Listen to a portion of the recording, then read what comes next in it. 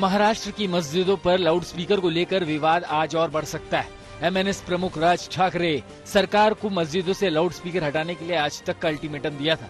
राज ठाकरे की ओर से फिर से कहा गया कि अगर मस्जिदों से लाउडस्पीकर नहीं हटाया जाता तो उनकी पार्टी के कार्यकर्ता मस्जिदों के सामने लाउडस्पीकर लगाकर हनुमान चालीसा का पाठ करेंगे।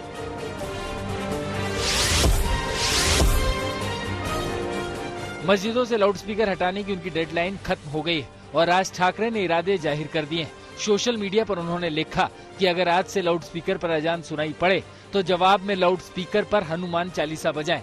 राज ने कहा कि उद्धव सरकार डुलमुल रवैया दिखा रही है। लाउडस्पीकर कोर्ट के आदेशों का उल्लंघन है। मस्जिदों को लाउडस्पीकर की इजाजत दी गई है तो मंदिरों को भी दी जाए।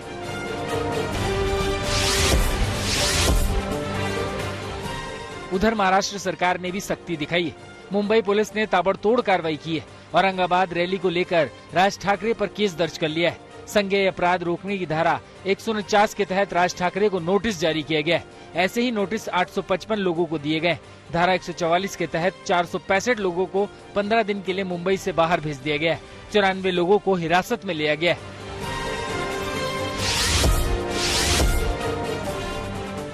इस बीच गृह मंत्री दिलीप पाटिल ने पुलिस अधिकारियों की बैठक बुलाई।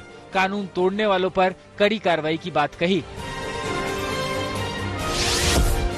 हमने संपूर्ण महाराष्ट्र स्टेट के पुलिस फोर्स को क्लियर इंस्ट्रक्शन दिए हैं कि कोणती ही परिस्थिति में कायदा व सुव्यवस्था बिगड़नी नहीं चाहिए और इसके लिए जो भी आपको हमें जो स्टेप्स लेने हैं हम जरूर लेंगे। राज ठाकरे मुंबई में लाउडस्पीकर पर मुहिम छेड़ने के साथ अब खुद की हिंदूवादी छवि चमकाने में जुटे हैं। 5 जून को वो अयोध्या जा रहे हैं। इसके लिए पोस्टर भी लगाए गए।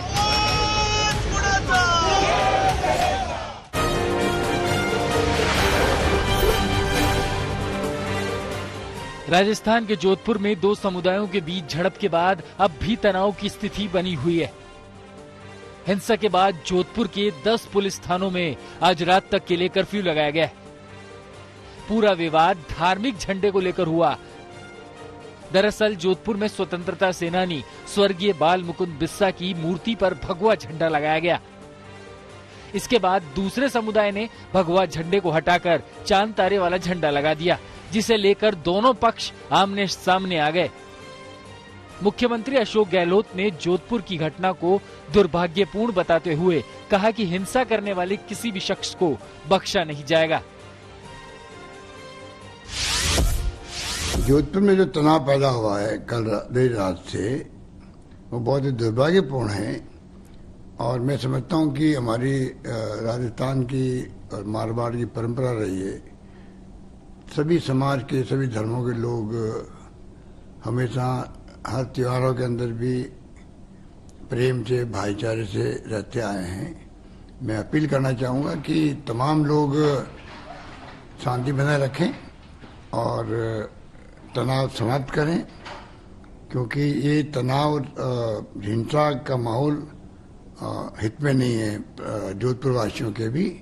और जो लोग फिर भी ऐसे कोई तत्व एंटी सोशल एलिमेंट आते हैं तो सख्ती से निपटा जाएगा। ये मैंने पुलिस को निर्देश दे दिए हैं और समय रहते हुए मैं समझता हूँ कि सबको समझना चाहिए कि सब मिलजुल करके जो हमारा भाईचारा बनाए रखें। ये मेरी बहुत मार्मिक अपील है। जोधपुर हिंसा को लेकर बीजेपी ने मुख्यमंत्री अशोक गहलोत पर निशाना साधा। केंद्रीय मंत्री गजेंद्र सिंह शेखावत ने कहा कि जोधपुर जल रहा था और मुख्यमंत्री जन्मदिन के गुलदस्ते ले रहे थे। समुदाय विशेष के लोगों ने घरों में घुसकर महिलाओं से बदतमीजी की, लोगों के घरों पर हमला किया। इसके बाद चौक में धर्म विशेष के नारे लगाए।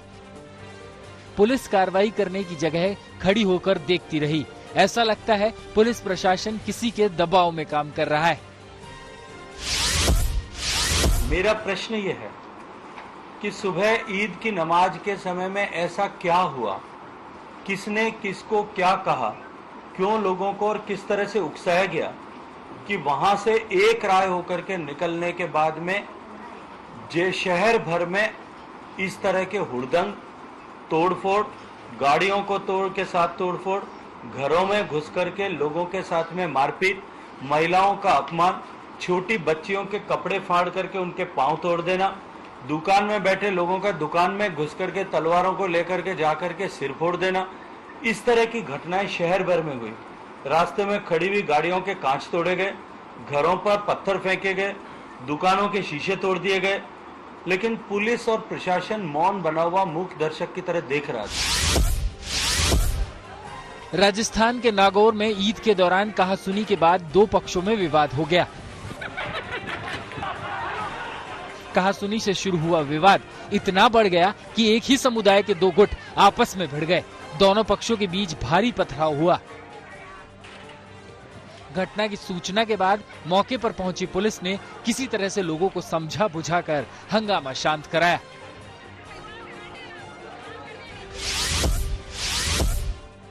यूपी के संभल में भी ईद के दौरान हिंसक झड़प हुई। इस दौरान फायरिंग भी हुई, जिसमें 3 लोग जख्मी हो गए। पुलिस के मुताबिक दोनों गुटों के बीच पैसों को लेकर ये झड़प हुई। दोनों गुटों ने एक दूसरे पर पथराव किया और फायरिंग भी की।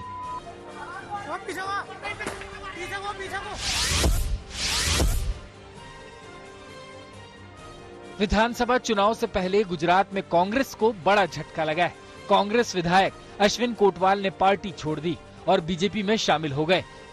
कोटवाल के बीजेपी में शामिल होने से कांग्रेस को बड़ा नुकसान माना जा रहा है। कोटवाल बड़े आदिवासी नेता हैं। उन्होंने कांग्रेस के विधायक पद से इस्तीफा दिया और विधानसभा के स्पीकर को इस्तीफा सौंप दिया।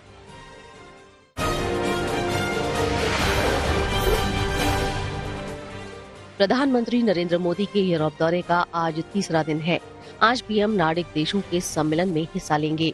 नॉर्वे, स्वीडन, आइसलैंड और फिनलैंड के राष्ट्राध्यक्षों से द्विपक्षीय मुलाकात का भी प्लान है। रूस और यूक्रेन के बीच चल रही जंग के बीच नार्डिक देश डरे हुए हैं और उन्हें भारत से काफी उम्मीदें हैं। भारतीय वक्त के मुताबिक शाम को पीएम फ्रांस पहुंचेंगे। पीएम मोदी और फ्रांसीसी राष्ट्रपति मैक्रों के बीच अहम बैठक होने वाली है। चुनाव जीतने के बाद राष्ट्रपति मैक्रों से मिलने वाले वे पहले विदेशी नेता होंगे। हालांकि भारत लौटते हुए ये प्रधानमंत्री नरेंद्र मोदी का बहुत कम समय का फ्रांस दौरा होगा, लेकिन ये दौरा बेहद अहम माना जा रहा है। माना जा रहा है कि फ्रांस और भारत के बीच यूक्रेन युद्ध पर भी चर्चा हो सकती है।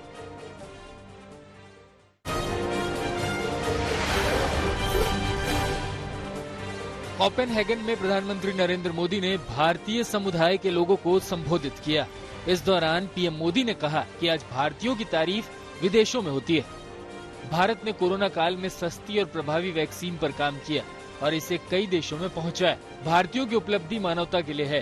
पीएम मोदी ने कहा कि डिजिटल इंडिया की शुरुआत में इस पर सवाल उठाए गए, लेकिन आज डिजिटल इंडिया ने हालात बदल दिए हैं। आईटी के मामले में भारत की ताकत बढ़ी तो इस सदी के बड़े संकटों के दौरान भारत ने दुनिया की मदद की। आज भारत एक बड़ी डिजिटल ग्लोबल पावर है, लेकिन इसको भी हमने अपने तक सीमित नहीं रखा है, बल्कि दुनिया के साथ हम शेयर कर रहे हैं। भारत के पास स्केल और स्पीड के साथ साथ शेयर एंड केयर की वैल्यू भी।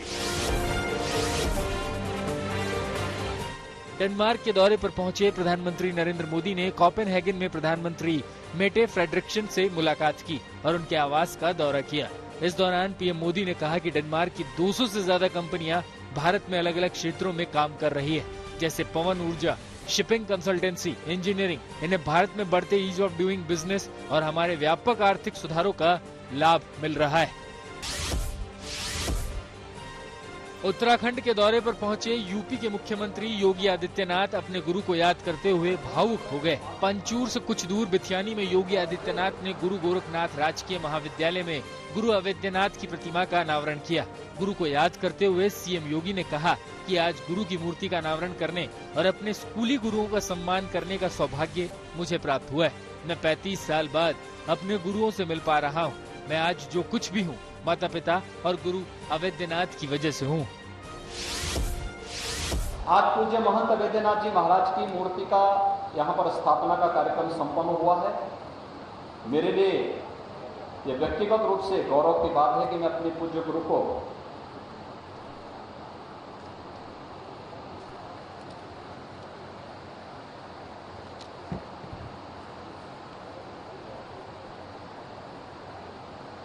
उनकी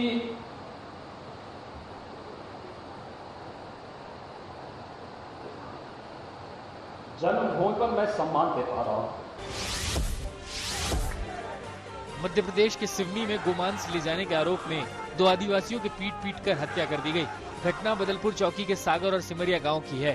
15 से 20 युवकों ने 2 आदिवासियों को कथित तौर पर गोमांस के साथ पकड़ लिया और पुलिस को सूचना देने की जगह खुद ही उनकी पिटाई शुरू कर दी। पिटाई में दोनों की मौत हो गई। पुलिस ने इस केस में एक आरोपी को गिरफ्तार किया है।